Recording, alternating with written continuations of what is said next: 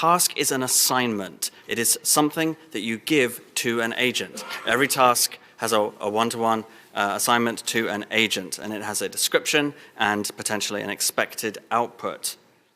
And a crew in Crew AI is just what they call a bunch of agents and tasks. That is what a crew is, as John had explained at the beginning. And crews can be set up to work in two different modes, a sequential mode and a hierarchical mode. And a sequential mode feels rather like the workflows that John was describing. It just runs tasks in the order that you define them, assigned to their agents. The hierarchical mode is when it runs a separate manager LLM, and that manager LLM gets to choose which order the tasks are executed in. So there's more autonomy in that mode. And generally speaking, I would think of Crew as being something which is similar but somewhat more opinionated than OpenAI Agents SDK. It has some more terminology and it's a bit more prescriptive. And I would say that that's neither, it's both, it's got some pros and it's got some cons. And I hope that you're going to really get the sense of that. I'm going to make that tangible for you so you see that.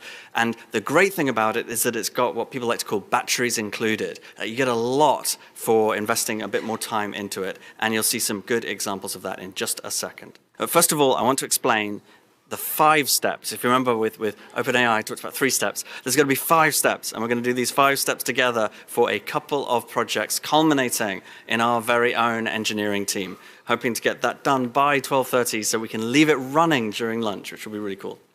So what are the 5 steps? First step is you create a project. With Crew, you create your new project by running this command, Crew AI create Crew, and then the name of your project. And that sets up like a whole directory structure with a lot of scaffolding. It puts in lots of template classes and configuration files that you can then go in and edit. So you should expect quite a lot to be generated when you do that. The second step is you go into this scaffolding, all of this code that's been generated, and you find a couple of configuration files that use the YAML format, a nice human-readable format. And there's one called agents.yaml and one called tasks.yaml that describes your agents and your tasks. And you fill them in to arm Crew with that information. There are other ways to do it, but this is the way that's recommended by Crew and is the easiest. The third thing you need to do is go to a module that's called crew.py, and this is where you write some code that stitches together your crew built out of agents and tasks, and you refer to the config, the YAML that you just wrote. And then the fourth step is there's another module called main.py, and this is where you do the final touches to get your crew ready, including specifying the inputs, the original requests that you've got for your crew. You write it in main.py, and then you just run crew AI run, and the whole thing kicks off, and you